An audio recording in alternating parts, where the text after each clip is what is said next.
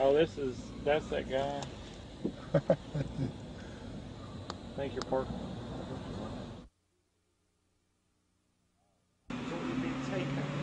No, I tell you, it's beautiful out here during the day, but it is spooky at night. I don't know if you guys got some footage of it, but all the fog and the rest of it. So are you excited?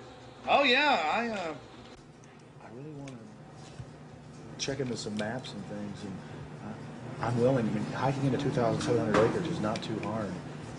We need to get into the woods. We need to insert ourselves. We need to catch these people at their business. The old cremation of care. Their little Moloch or Maloch or Maloch's worship. I'm joking. That's a. Oh, they're spies, aren't they? Oh, you guys just got here too? There's people. Camera wars. Stereo. I'm gonna hang out in the woods till it gets dark. I've got a map. You guys want to look at this? My question is, the history. What do they do if they catch you in there? They have us killed. I doubt that. Skin alive. I don't know. And they throw darts at your skin and body. Hanging upside down from a redwood tree.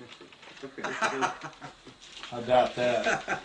No, we'll see. No, I think they'll just check us out. Check them out. What about me? Because I'm a woman, I can't really sneak in, can I? I mean, You can't go I can. in. You've got to stay.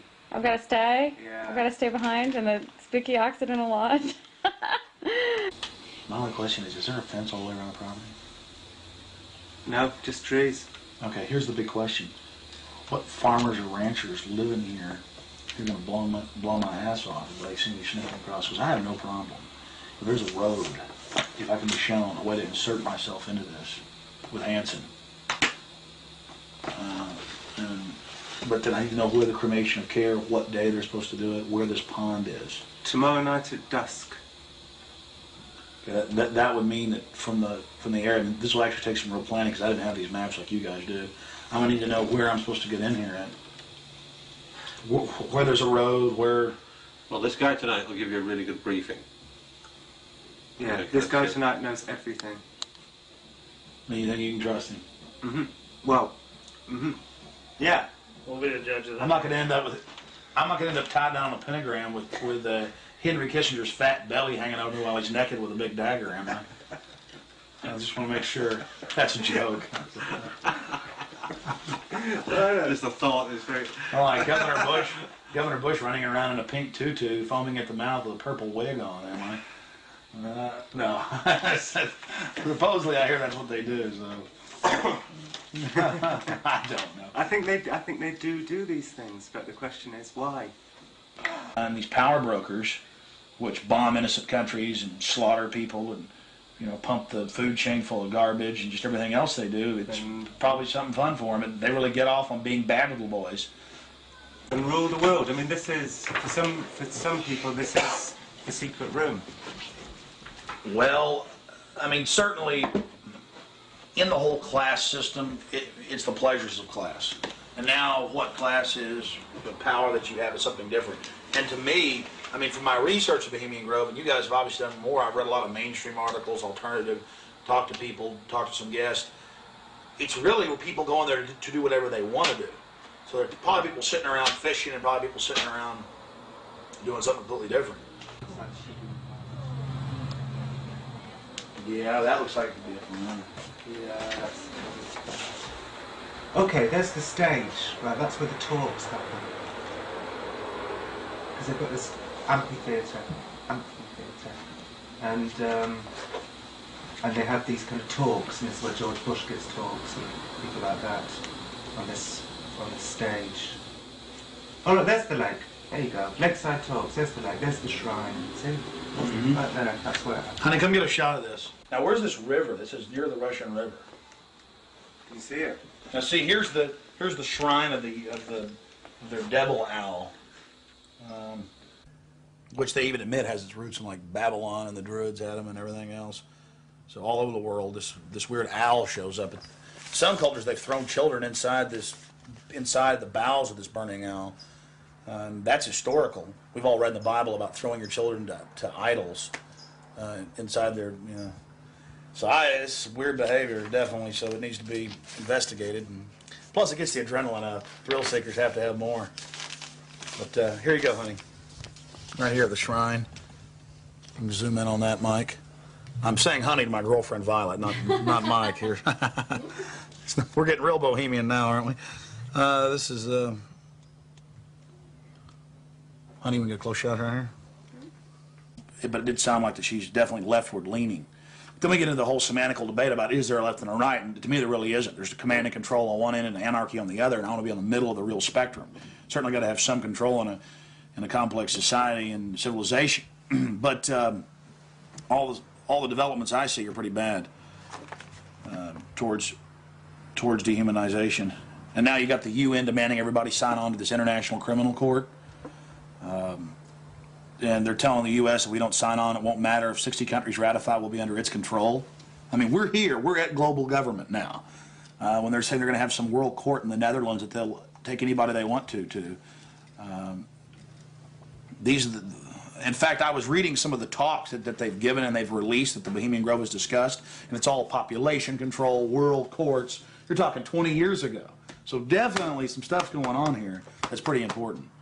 But is it the ultimate elitist retreat? I would imagine those we don't even know the names of. This is probably just one more steering committee where they bring in a lot of underlings and high-level corporate chieftains that really aren't the upper top echelon, make them feel important, and then implement some type of strategy. From the stories I've read and things that happen, I mean, it is pretty well documented that people run around naked, they have orgies, they go into town and have orgies, and these are world leaders. We got a serious problem with that. Just by the very nature of how this, to me, Bohemian Grove is probably a way to compromise people. You want to be in the New World Order Club, it's like a big kid fraternity. And just like in fraternities, you have to do weird things. Here, you probably do weird things. But I got a problem with governors and presidents and prime ministers and corporate chieftains running around and doing this when they have so much power over what happens in the public domain. They have a responsibility to disclose what they're doing. So I think it is important, like you were saying, to somehow try to maintain some security and not be way out in the open because they'll call in a bunch of security. And the Bush might be here this year. The Bushies, George Bush. Yeah. I hear like he often is. I hear he really enjoys himself here. I think Henry Kissinger will be here. Yeah. Well, if I got a stink detector, we'll be able to find out where he's at. I was like, everything evil you can imagine, Kissinger's always involved in it. Isn't he a Republican, though? I'm not a Republican. That's the point I keep making. This whole Democrat-Republican deal is a complete... People always go back to that, though. Probably like in your country, you've got Labor and you've got the Tories over there, and it's all the same people behind closed doors. It's just a big joke. And your leadership, our leadership, it's all the same people. I mean, you do see a fight going on, but it's two different management teams of the same system, you know, bidding for control. What I call them the CEO jobs of Slavery Incorporated.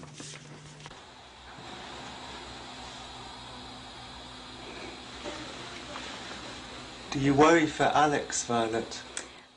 I do. I just, because Alex gets so impassioned by what he's doing that sometimes I'm afraid that he might be a little bit, you know, reckless or maybe a little bit too fearless. I worry about Alex when he drives down the street to come home. You know, especially I used to worry about him when he had come home every night from the same, you know, radio studio at the same time in the same car.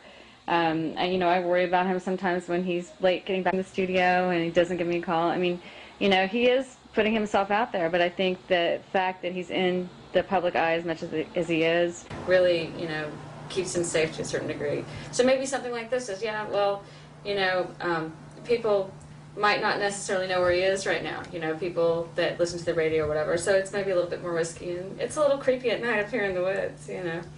And you're definitely not dangerous. You're not going to do anything stupid this weekend. Well, I mean, dangerous to what? Dangerous to myself? Are these people dangerous? They certainly may be, but I'm completely nonviolent when it comes to just going out there and trying to get the information. That's what I'm trying to do. I mean, I'm an activist first and foremost, but also a journalist in that I'll make some jokes and speculate occasionally because I'm a radio talk show host. But when I say something that I believe, I have to be on target about it. But dangerous? I'm definitely dangerous to corrupt bureaucrats and their financial bosses that would like to control the American people on the planet. But not in a violent way. Not in a violent way. And for anybody that doubts we're in global government now or entering it, you've now got this UN criminal court. They're saying if 60 countries ratify it, then it doesn't matter if America doesn't sign on. Kofi Annan claims he has power to enter any country anytime he wishes. We've all read that, again, and seen it on television. So I'm fighting this global government. And long before global government came out in the open, in the last 4 or 5 years, they were conditioning the public that anyone that talks about global government is a kook, a weirdo, a terrorist, a racist.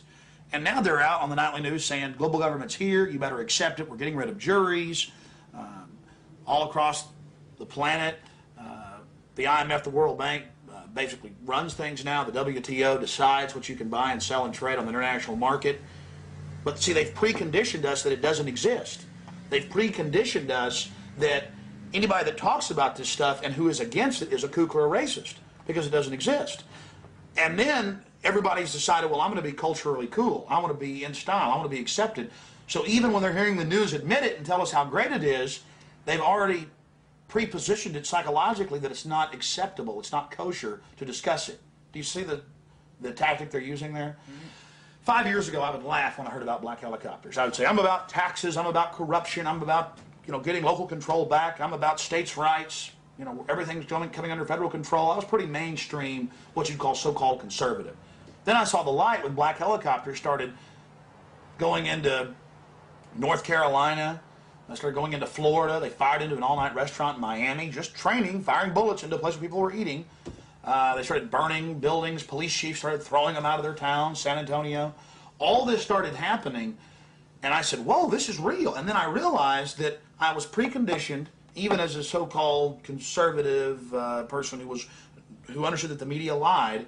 I didn't realize how thick the propaganda was, that they precondition us before they release something on us, that it, number one, doesn't exist in our minds with classic doublethink, but then it can re-exist at the same time if they say it does and it's good. So it's literally George Orwell's doublethink, and one has to have it to stay sane in this world. Well, I refuse to be a part of it. I mean, the news every day, black helicopters are a joke, they're stupid, the culture, commercials, movies. At the same time, almost every month in this country, they're attacking and terrorizing some town with burning buildings and terror. And I don't want to be part of their sick control freak system. I don't like these degenerate, inbred, New World Order crowd people. They're not going to run my life. They're not going to control me. And I'm going to try to expose them. And I think we've had some success doing that. But I know this, the Henry Kissingers, the George Bushes, those people, these are dangerous individuals. They've proven they're dangerous. They have no problem controlling and destroying entire societies. I just wanted to make sure that you weren't going to actually push any of them in the river or throw them into the owl. No. Hey, Violet, look how pretty it is. Sure is pretty. Mike, you enjoying yourself? A lot less spooky during the daytime. It's all foggy. Now we're going to take our British friends down into the forest a little bit later tonight. Let them gallivant in the werewolf-ridden woods. Joking. They'll have me on there. Alex Jones, radio talk show host, believes werewolves infest Northern California. They've been seen dancing with grizzly bears. Small pixies been even witnessed playing violins for George Bush. Don't know what to make of what's going to happen. I can't even begin to imagine what we're going to discover when I infiltrate tomorrow and try to get the cremation of care. Their Moloch worship, or however you pronounce it, some ancient pagan human sacrifice behavior. I don't know if they actually have the human involved. I certainly doubt it. I certainly hope not.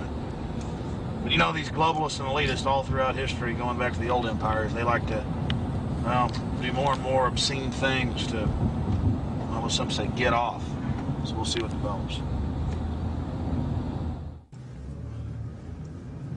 We're very close to the gateway to Bohemian Grove now. The first set of gates and security.